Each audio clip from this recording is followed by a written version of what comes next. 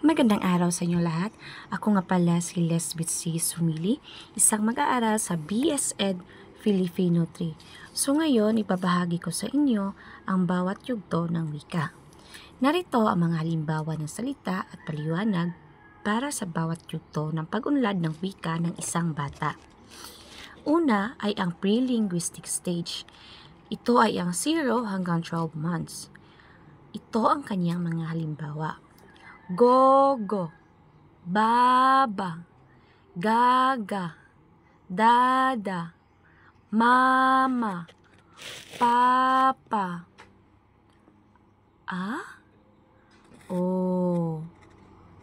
tata.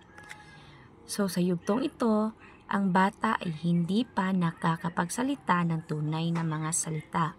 Sa halip, gumagamit siya ng iba't ibang tunog, pag-iyak, at kilos upang ipahayag ang kanyang pangangailangan o emosyon.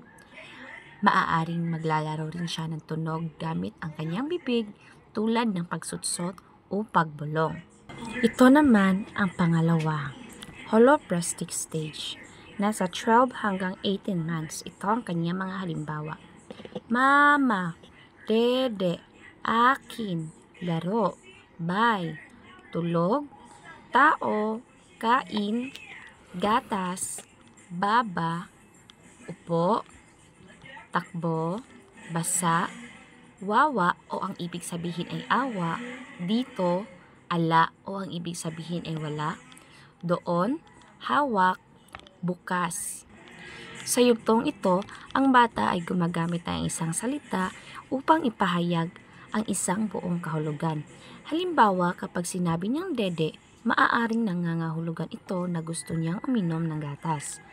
Ang salita ay maaaring tumutukoy sa maraming bagay, depende sa sitwasyon at tono ng pagsasalita ng bata. At ang pangatlo naman ay ang two-word stage na nasa 18 hanggang 24 months.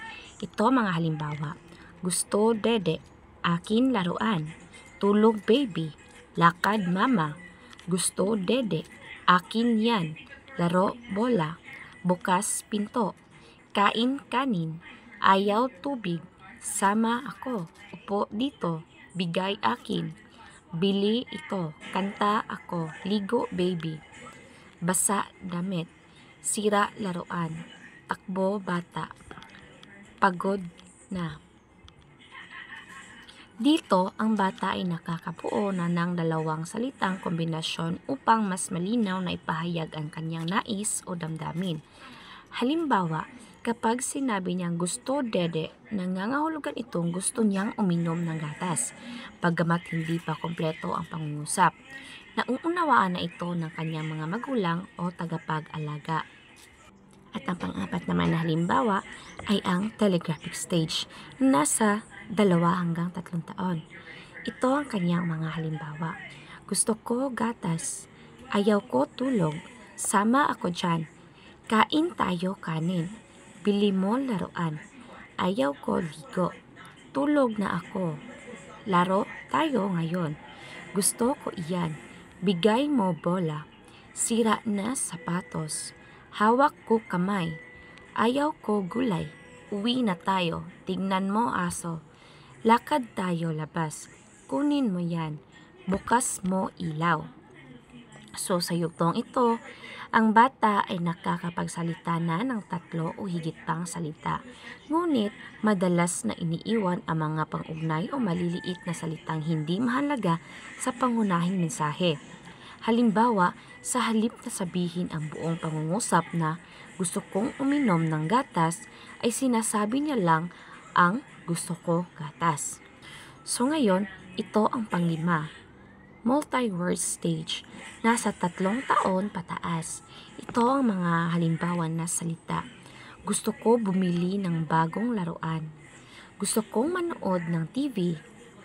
Ayaw kong magligpit ng laruan ko. Pwede mo ba akong bigyan ng candy? Ang paborito kong pagkain ay spaghetti at fried chicken. Ayaw kong maligo kasi malamig ang tubig. Nagbigay si mama ng bagong laruan sa akin. Pupunta tayo sa mall bukas kasama si papa. Dito, Ang bata ay nakakapagsalita na ng mas mahabang pangungusap na mas may wastong balarila. Nakakabuo na siya ng mas malinaw na ideya at gumagamit na ng mga pang-ugnay tulad ng at, kasi, at dahil. Mas naiintindihan na ang bata ang mga tamang ayos ng pangungusap at kayang makipag-usap ng mas maayos. So, ang mga yugtong ito ay nagpapakita ng natural na pag-unlad ng wika sa isang bata mula sa hindi pa pagsasalita hanggang sa ganap na pagsasalita ng kompletong pangungusap. So, hanggang dito lamang po. Maraming salamat.